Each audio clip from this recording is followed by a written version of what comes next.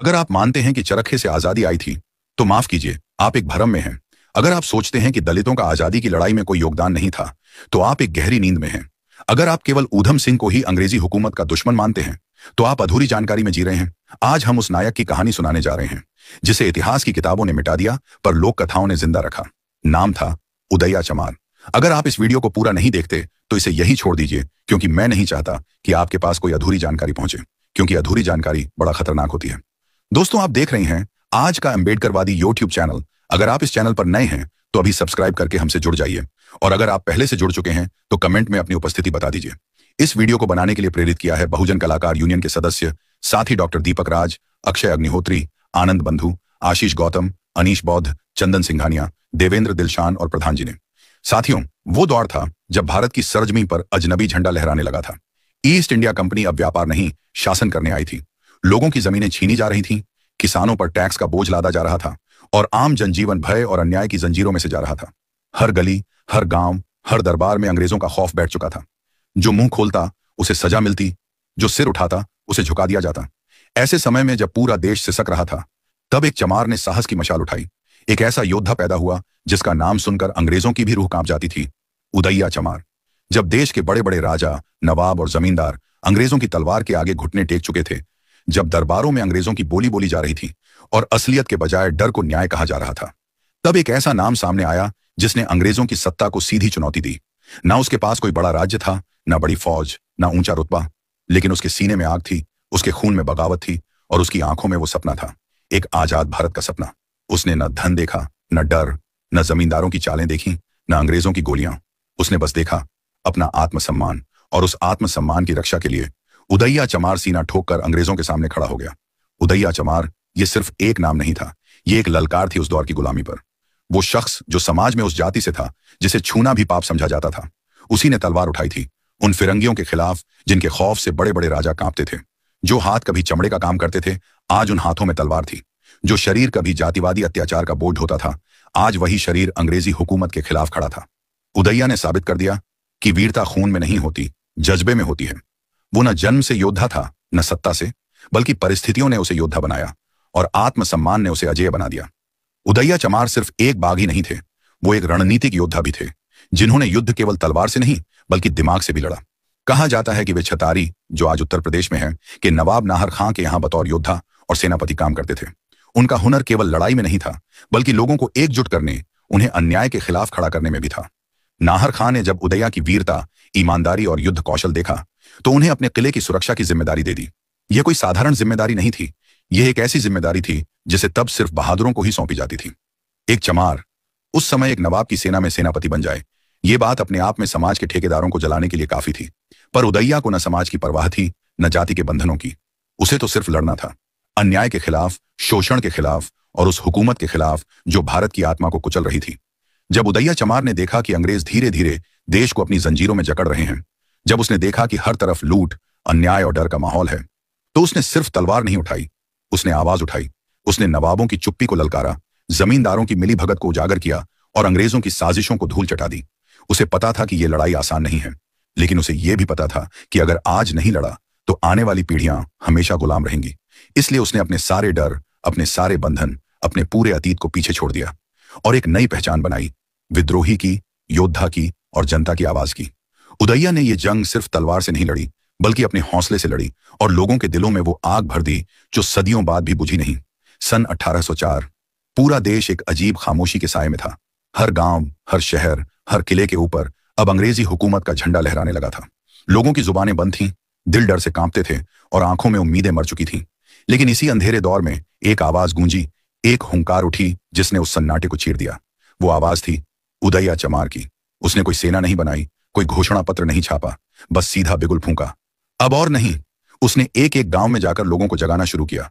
उनके भीतर दबा हुआ गुस्सा और पीड़ा को एक आग में बदल दिया। जहां लोग अंग्रेजों के बूटों की आवाज से सहम जाते थे, उदैया वहीं जाकर उन्हें चुनौती देता था। उसने कोई राजनीति नहीं की, उसने सिर्फ इंसानियत और आजादी की बात की। और फिर देखते ही देखते वो अकेला चमार अंग्रेजी हुकूमत का सबसे बड़ा सिरदर्द बन गया। कहते हैं उदैया चमार ने अकेले ही वो काम कर दिखाया जो उस दौर के बड़े बड़े राजे महाराजे नहीं कर सके। उसने जंगलों को अपना किला बना लिया, और गांव गांव में अपने जैसे जुल्म से तंग लोगों को एकत्र करना शुरू कर दिया। कोई ऊंची जात से था, कोई नीची से, पर उदैया ने सबको एक नाम दिया, बहादुर। उसका मिशन साफ था, या तो आजादी या शहादत। लोक कथाओं में बताया जाता है कि उसने सैकड़ों अंग्रेज सिपाहियों को मौत के घाट उतारा। उनकी टुकड़ियां जहां भी जाती, उदैया और उसके साथियों का हमला उनका इंतजार करता। अंग्रेजों की नाक में दम कर दिया था उसने। उन्हें हर मोर्चे पर मात देने लगा था, वो भी बिना किसी बड़ी फौज या विदेशी हथियारों के।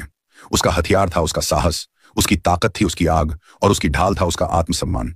उदैया अब सिर्फ एक इंसान नहीं रहा, वो एक लहर बन चुका था, विद्रोह की लहर। आज भी जब आप अलीगढ़, छतारी और उसके आसपास के गांवों में जाते हैं तो बुजुर्गों की जुबान पर एक ही नाम गूंजता है, उदैया चमार। ना उसके नाम के आगे कोई श्रीमान, ना कोई राजा या सेनापति, फिर भी वो हर दिल में राजा से कम नहीं। उसकी वीरता की कहानियां आज भी वहां की हवाओं में तैरती हैं।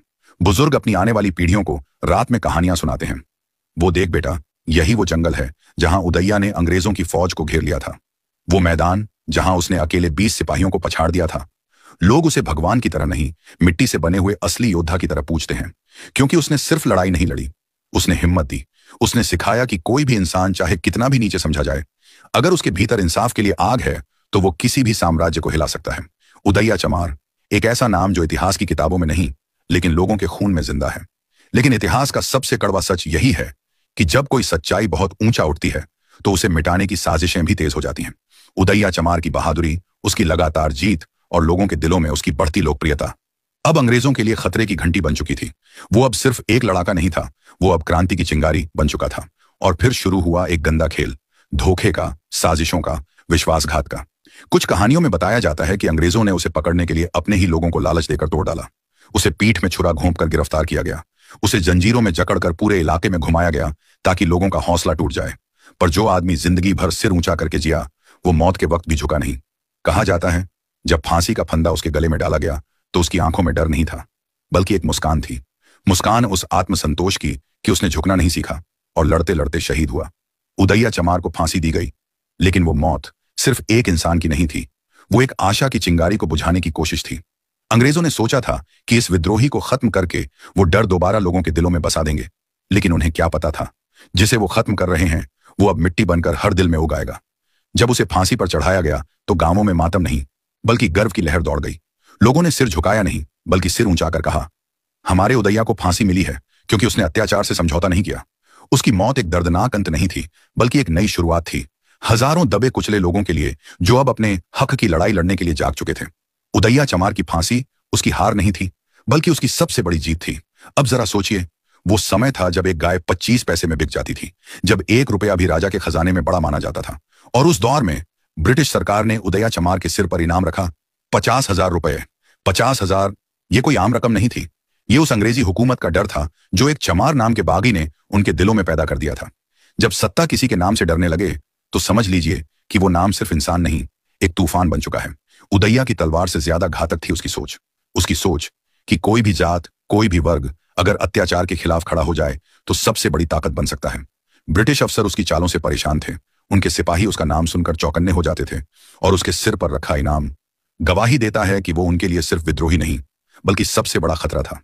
सोचिए, एक साम्राज्य जिसने भारत जैसे विशाल देश को अपनी मुट्ठी में कैद कर रखा था, जिसके पास बंदूकें थीं, तोपें थीं और सत्ता का घमंड, उसकी नींदें उड़ जाईं एक चमार के नाम से। उदैया चमार, जिसके पास न बड़ी सेना थी न कोई शाही ओहदा, फिर भी उसका नाम सुनकर अंग्रेज अफसर अपने दस्तावेजों में मोस्ट वांटेड लिखते थे। क्यों? क्योंकि उदैया उन्हें उस सच्चाई का आईना दिखा रहा था जिससे वो हमेशा भागते रहे, कि भारत का आम आदमी अगर जाग जाए तो वो किसी भी हुकूमत को उखाड़ सकता है। ब्रिटिश गवर्नर के कैंप में उसकी तस्वीर दीवार पर चिपकी रहती, सैनिकों को उसकी पहचान रटाई जाती, गुप्तचर उसकी खबरें लाते, लेकिन उसे पकड़ना अंग्रेजों के लिए एक दुस्वप्न बन गया था। वो कभी जंगलों में दिखता, कभी गांवों में लोगों के बीच, और कभी एक छाया की तरह अंग्रेजी काफिलों पर टूट पड़ता। उदैया अब एक इंसान नहीं रहा था, वो अंग्रेजों के लिए डर बन चुका था, जिंदा डर। उदैया चमार मर गया? नहीं दोस्त, वो आज भी जिंदा है। वो जिंदा है हर उस आवाज में जो अत्याचार के खिलाफ उठती है, हर उस हाथ में जो अन्याय के सामने झुकने से इनकार करता है। वो जिंदा है हर उस नौजवान में जो अपने हक के लिए लड़ना चाहता है, हर उस दिल में जो जात, धर्म और डर से ऊपर उठकर इंसानियत को गले लगाना चाहता है। उदैया की शहादत ने एक शरीर को खत्म किया, पर एक सोच को जन्म दिया, एक बहुजन चेतना को, एक विद्रोही आत्मा को। आज अगर कोई मजदूर अपने हक की मांग करता है, अगर कोई दलित बच्चा स्कूल में जाकर किताब खोलता है, अगर कोई युवा अन्याय के खिलाफ खड़ा होता है, तो समझो वहां कहीं उदैया मुस्कुरा रहा है, क्योंकि उसने यही सपना देखा था कि कोई भी इंसान छोटा नहीं है, कोई भी आवाज कमजोर नहीं है। उसकी जिंदगी ने यह साबित कर दिया कि हीरो वो नहीं होता जो इतिहास में दर्ज हो, हीरो वो होता है जो जमीर में जगा रहे। इतिहास में उसका नाम नहीं लिखा गया, क्योंकि इतिहास लिखने वालों के हाथों में तलवार नहीं बल्कि सत्ता की कलम थी। लेकिन आज अगर तुम जमीर से पूछोगे तो हर दिल, हर धड़कन यही कहेगी, उदैया चमार हार नहीं गया था, वो तो अमर हो गया था। उसने लहू से इनकलाब की इबारत लिखी और अपनी मौत से पहले हजारों दिलों में आग जला गया। आज जरूरत है उस आग को जलाए रखने की, जरूरत है उस चेतना को आगे बढ़ाने की जिसने कहा था हम भी इंसान हैं और हम भी लड़ सकते हैं। उदैया ने कोई किताब नहीं लिखी, पर उसकी जिंदगी खुद एक किताब बन गई, हिम्मत, संघर्ष और बलिदान की किताब। और अब वो किताब हमारे हाथों में है। अब तय हमें करना है कि हम उस किताब को बंद कर देंगे या हर पन्ने को पढ़कर अपने भीतर एक नया उदैया जगाएंगे। अगर उदैया चमार की यह अनकही कहानी आपके दिल को छू गई हो, अगर आपने उसकी पीड़ा, उसका साहस और उसका संघर्ष महसूस किया हो, तो आइए ऐसे नायकों की आवाज को और बुलंद करें। यह सिर्फ एक वीडियो नहीं है, यह एक आंदोलन है उन गुमनाम बहुजन योद्धाओं के लिए जिन्होंने बिना किसी नाम और शोहरत के इस मिट्टी के लिए अपनी जान कुर्बान कर दी।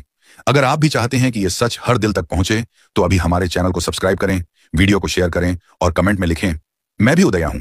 क्योंकि जब तक ये कहानियां सुनाई जाएंगी, कोई भी उदैया चुप नहीं रहेगा, वो लड़ता रहेगा हमारे जरिए आपकी आवाज।